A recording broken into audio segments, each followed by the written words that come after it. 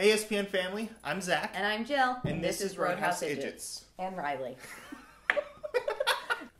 So, Breakdown was the name of this episode, and it went places that I didn't expect a Supernatural episode to go. So dark! Oh my gosh, I loved it!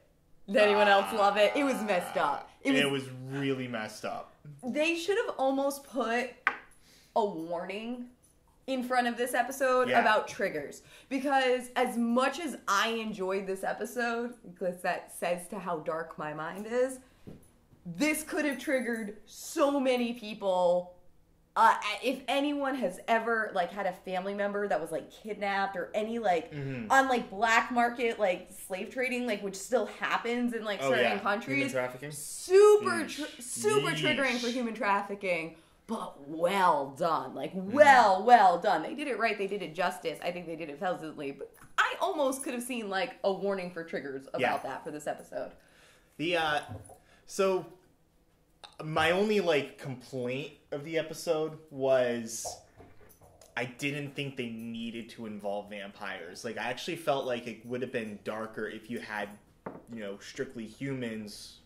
No. No? No way! It was so brilliant to see that because we already have human trafficking. And I know what you're saying because, the Benders in season 1 was, one of the greatest episodes. Yeah. But this is so much better because it unleashes that question of, oh my god, there's even more monsters than Sam and Dean thought. And a lot of them are passing.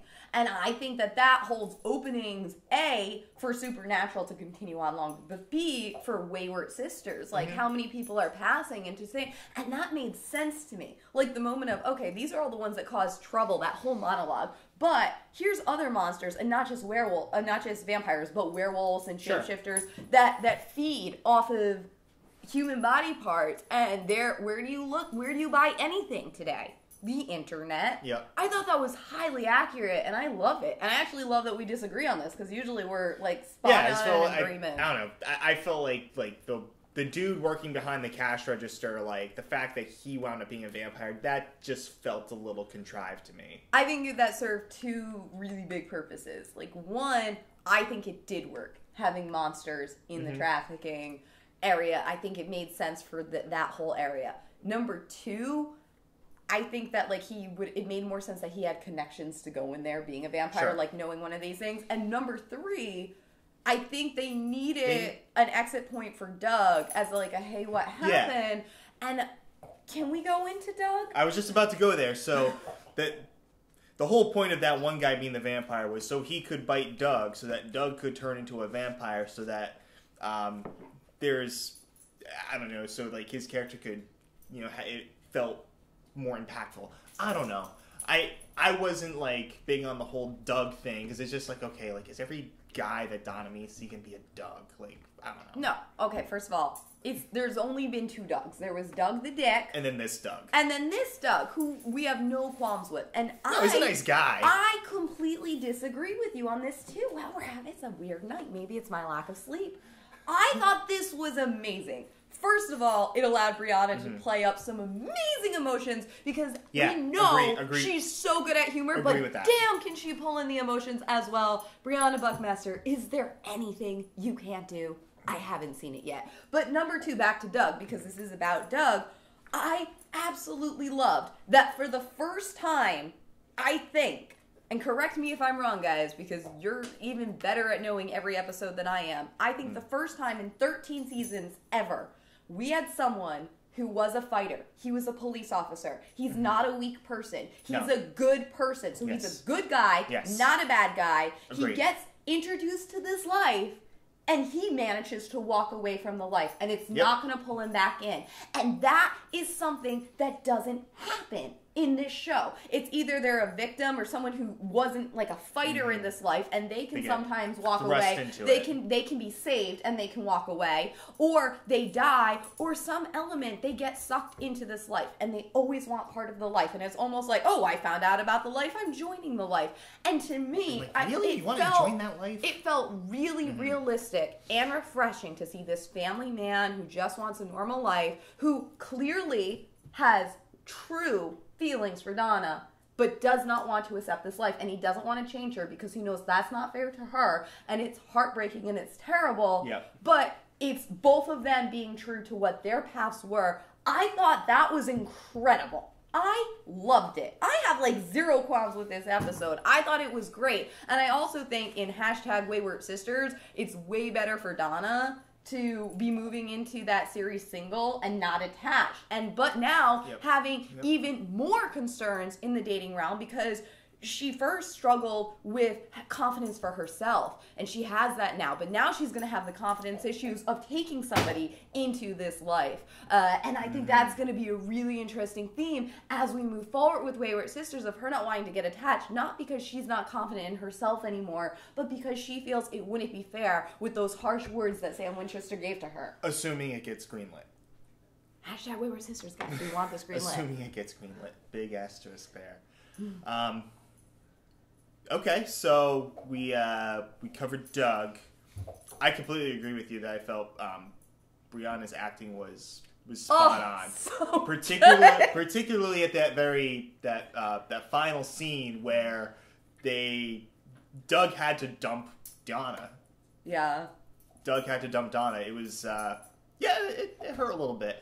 Let's talk about Sam being a little tough on Donna at the end. He's like angsty Sam again. Yeah. Do you guys like remember when he was like hating on everyone and just being like harsh and snippy with, when was that? Oh, I know when it was. When Adam was still alive. That's who he was super snippy with, like Adam, about not being in this life. So like late season 4, late early season 4, 5-ish, early season 5. Yeah. He was very like snippy and like, oh, the life, like he's like, this is our life, we have to do it, but I hate that we're doing this. Yeah. And the last few seasons, he's kind of been embracing the life and like happy with what he's had, but he's really down the dumps. He misses his mom. He misses Jack. He hasn't had a win in a little while. Yeah. Yeah. He's very, very angsty, Sammy. Mm-hmm. Agreed. Yeah.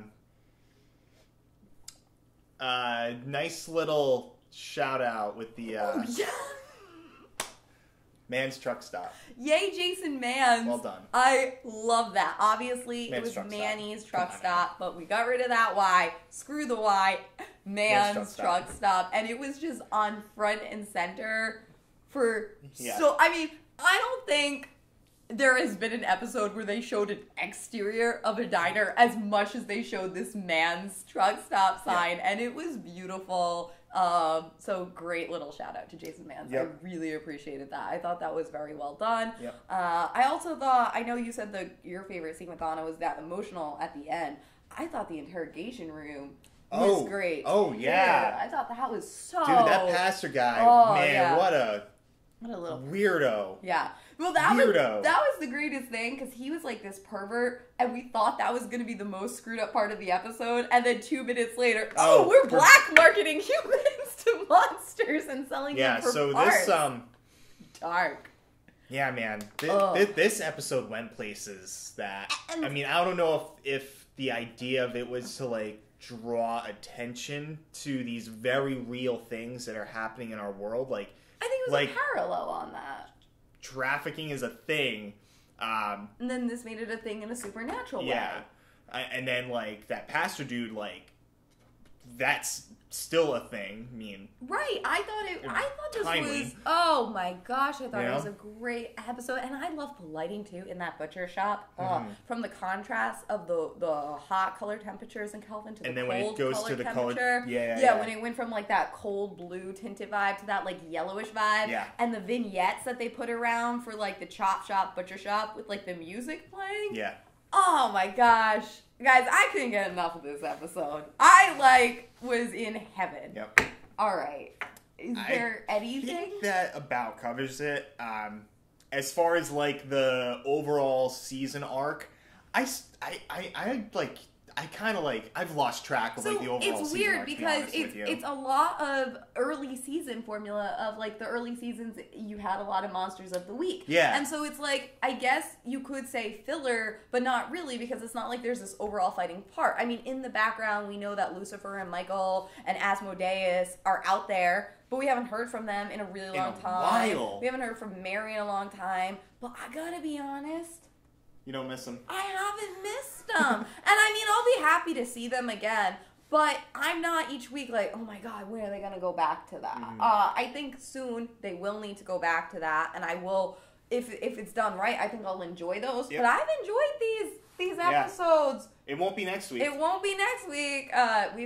Next week it looks like some hilarity of Dean on these love spells on a girl that has a sister. So maybe the week after? Yeah. Do they break for the Olympics? I don't know. We'll have to look. Yeah, we'll find out. All right, guys. Yeah, that's all I got. Impala rating time. Yes. I'm torn. All right, I'm good. Okay. 1, 2, 3. I give it a 10. I was gave it a close to a 7. 9. This is excellent. So we're in disagreement this week. So that's I can do math. 8.5. Yeah. 8.5 Impalas, guys. 8.5 Impalas. So the reason I feel bad about giving it a 7 was because I gave last week's a 7, and I liked last week's better than this week's. So I feel like if I were to take back my rating from last week, I would probably give last week a 9 instead of a 7. 9? Yeah. A 9? Yeah. Whoa. Yeah. This is 2018. We are in disagreement, sir. I felt good about my... what did I give last week, though? I think like an 7. 8. No, because it was a 7.5 last week. Okay, so you gave So it an I gave 8. it an 8, a 7. and I stand by. I thought this week's episode was better. It had everything that I loved. It was dark. It was hysterical. Donna and Dean had me cracking up. The butcher shop scenes had me cracking up. I liked that. I had trouble at first figuring out who was suspicious to me, whether it was the cashier or the FBI agents. It was both. Come on, Jill, think. But I really loved the monster trafficking. That hit home to me. That was a fresh story for me. It gave me the joy that an early season episode truly gave me. I had some good Sam and Dean moments. We had Dean being protective. We had Sam being like auctioned off, which was just amazing on so many levels. I really enjoyed Doug walking away. Like, it was very sad for Donna, and I felt for her, and it sucked. But I thought that was such a realistic, okay, this is why I'm walking away. I debated giving it a 9 because it wasn't like super extraordinary episode, but it was thoroughly enjoyable, and I like to think there's a few episodes every season that will like hit me up that I will just go back and rewatch, and I instantly knew as I was watching this episode that this was going to be one of them. And I think the last time I felt this passionate about an episode that wasn't a season finale or something big for me was Red Meat back in season 11. It didn't even happen in season 12 for me, but like Red Meat, remember that where like Sam gets shot, and God, what a great performance. Jared did that episode, and that stuck with me as, okay, this wasn't particularly like of another plot. It could almost be a one-off, but so well done. And this to me had that same feel. I just loved everything about it. I don't have a single complaint, but we're in disagreement, so you guys need to decide. I don't know. Maybe no one's going to be as passionate about this episode as I am, but I need to know in the comments below a couple of things. Number 1, what did you guys think of the human trafficking versus the monster trafficking? Because we're in disagreement about that. What you guys... It was dark. I think we agreed that, but you said you'd prefer it if it was just humans, not the monster element at it, because that was too much for you. I didn't think... Yeah, no. I think I need to clarify my take on that. I didn't think the cash register guy needed to be a vampire. But the only reason that he was a vampire was... specifically just him. You don't have an issue with the monster human trafficking. Yeah, no. The monster's at the other end of the computer. I'm totally okay with that. Oh, okay. I felt like it would have been like more messed up if it was humans trafficking humans for the benefit of monsters. You know what's funny? That you say that. That's very Twilight of you. Like, that's like what they did in the Volturi. They had humans working the front desk. Just by the way. Yeah. But, which I think is fun. We did have a Bring It Twilight reference tonight, so that's very funny that you say that. Okay, so that I can see your point on that. But guys, I want to know in the comments below what you thought of tonight's episode. Also, was anybody else screaming at their TV screen before they found where the tracking location? They're like, we can't traffic, and just being like, okay, what if we bid on her? Yeah, it's like bid on it. The bid. But then I thought maybe you can't afterwards at the end of the episode when they were going to shoot Sam in the head and pull the heart out, like, by knife. So if it was just parts of her, they could buy her, but she'd be dead. So then I think that kind of fixed that problem that I had with the episode. So I was actually okay with it. Taken. It wasn't taken. taken. For me, it was a fresh new take on an episode. And I loved it. I want to hear your thoughts on this episode. And also, guys, on a side now that Donna is single and free, does anyone else just crave for her to hook up with Dean just so badly? Like, not a relationship. It wouldn't work as a relationship. But friends with benefits? Come on. Who else is shipping that? I am. All right. All right. All right, guys, please subscribe to this video. We put out reviews and live reactions every single Thursday. And please also give us a follow on Twitter because we tweet about upcoming updates. And if you are on Twitter, in addition to following us, start using the hashtag Wayward Sisters whenever we have a Wayward Sisters episode going, because it still hasn't officially been greenlit yet, and we would like to see more of Wayward Sisters. At the very least, if for nothing else, more Donna, guys. We can all use more Donna in our life. But apart from that, thanks so much for stopping by the Roadhouse. Carry on and go Patriots. Bye, guys.